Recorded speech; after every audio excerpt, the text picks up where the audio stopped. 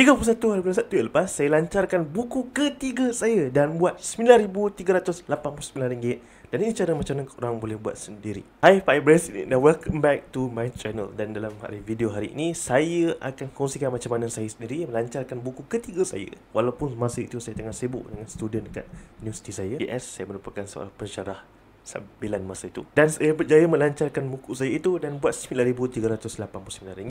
Saya tunjukkan lagi sekali daripada full saya dan akan ada screenshot juga dekat sini lah untuk sebagai bukti. Kalau nanti orang cakap kita scam. So, untuk buat benda ni sebenarnya saya siapa pun boleh buat, cuma ada beberapa step saja yang korang perlu lakukan. Yang pertama adalah tentukan apa skill yang korang nak fokuskan. Dan kalau korang tak tahu, saya sebenarnya sebelum ini banyak terlibat dalam kempen marketing Facebook Ads dan itulah skill yang saya ada. Dalam masa sama memang ada banyak skill lain yang saya ada, tapi disebabkan kita ni nak fokus buat satu benda 100% dan bukan buat 10 benda dan berikan 10%, kita direkomendkan, which is oleh saya lah, rekomenkan untuk kita ambil satu benda sahaja dan fokus kepada satu benda itu. Macam mana korang nak tentukan? Sebenarnya daripada segi skill ini saya pecahkan kepada 3 cabang. Yang pertama adalah knowledge, ilmu yang kita ada tentang sesuatu.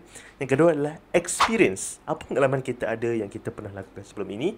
Dan yang ketiga adalah skill, kemahiran kita tentang sesuatu perkara. Apa yang kita kena buat adalah kita ambil satu sahaja daripada 3 perkara ini. Sebagai contoh, korang pernah menjahit dan buat side income daripada menjahit itu, korang boleh gunakan experience itu dan ajarkan dekat orang lain pula. Dan bila dah ada benda ni, masuklah kita pada benda yang kedua, which is tahu siapa yang kita nak bantu. Satu realiti yang saya nak berikan, apa yang kita ada ni tak semua orang perlukan.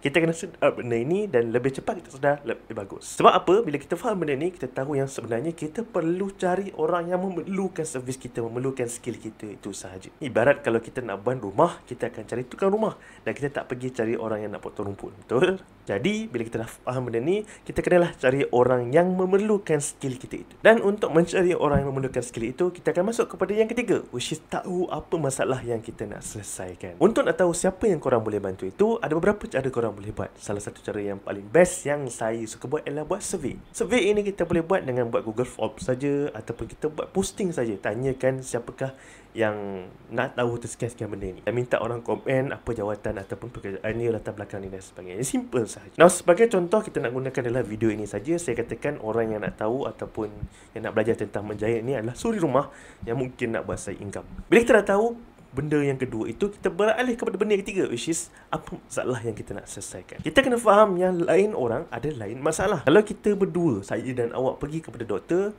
mungkin kita akan pergi disebabkan masalah yang berbeza. Saya sakit perut dan mungkin awak sakit kepala. Bila ada masalah berbeza, perlu ada solusi yang berbeza yang kita akan sentuh sekejap lagi. Tapi berbalik kepada masalah ini, kita kena tahu apa masalah yang audiens kita tadi, which is dalam kit ni adalah sub di rumah yang nak buat side income, hadapi. Mungkin mereka rasakan macam income mereka tak cukup dan mereka nak buat side income untuk membantu keluarga mereka.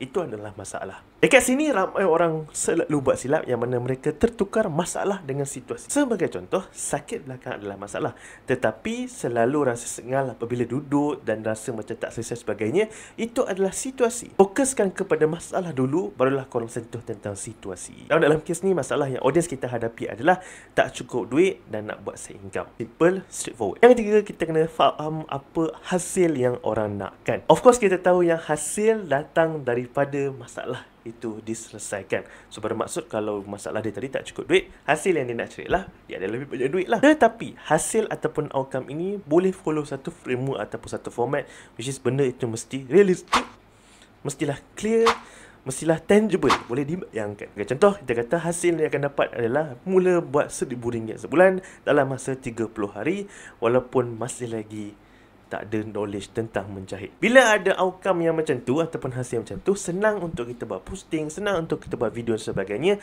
untuk sampaikan message kita itu. Yang keempat adalah solusi yang kita nak berikan. Nah, kita dah tahu, kita memang nak ajarkan orang itu cara untuk mulakan bisnes menjahit dia sendiri. Tetapi, macam mana kita nak berikan ataupun ajarkan orang tu? Adakah kita nak buat kelas ke, kita nak buat webinar, kita nak buat coaching ataupun kita nak buat e-book? Dalam kes ini, pilih satu sahaja. Satu pun korang tak buat, Kenapa korang nak fokus banyak? Kita nak fokuskan satu sahaja sebab kita nak berikan 100% effort kita untuk benda itu. Kita tak nak buat 10% untuk 10 benda. Instead, kita nak buat satu benda dan berikan 100%. Dan bila kita fokus kepada satu solusi itu saja, lebih mudah untuk tahu sama ada benda itu boleh dibuat ataupun tak, ataupun kita kena stop, teruskan dan sebagainya. Dalam kes kebanyakan orang, saya cadangkan untuk kita mulakan dengan e-book sebab dia lebih mudah dibuat, orang pun dah biasa diterima dan korang boleh lancarkan dalam masa 7 hari saja. Kalau korang nak tahu macam nak buat e-book ni, dekat bawah ni korang boleh dapatkan buku yang saya tunjukkan hasil jualan tadi untuk tahu step by step macam nak hasilkan e-book sendiri. Dan yang terakhir ialah kita perlu ada some sort of community dan juga personal branding. Now, benda ni mengubah kehidupan saya dan dulu pun bila saya mula dengan Facebook Ads,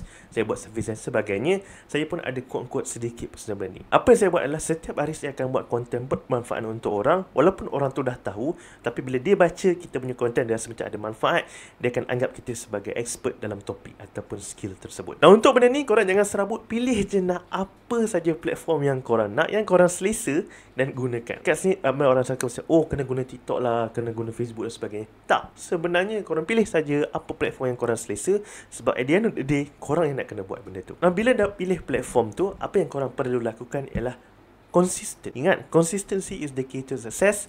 Jadi apa yang perlu berlaku adalah korang kena konsisten. Nah, konsisten ini dia ada beberapa takrif ataupun beberapa fahaman. Bagi saya, konsisten ini perlu mengikut konsisten daripada schedule ataupun jadual kita sendiri. Ada satu video dekat sini yang saya ceritakan tentang konsisten yang saya sarankan korang pergi tengok selepas tengok video ini sampai habis. Nah, bila dah ada kelima-lima ini cukuplah dan korang boleh buat sama macam saya buat dan hasilkan jualan yang banyak dan menjadi side income kepada korang. Nah, mungkin korang akan hadapi masalah which is nak tentukan apa skill yang korang nak gunakan.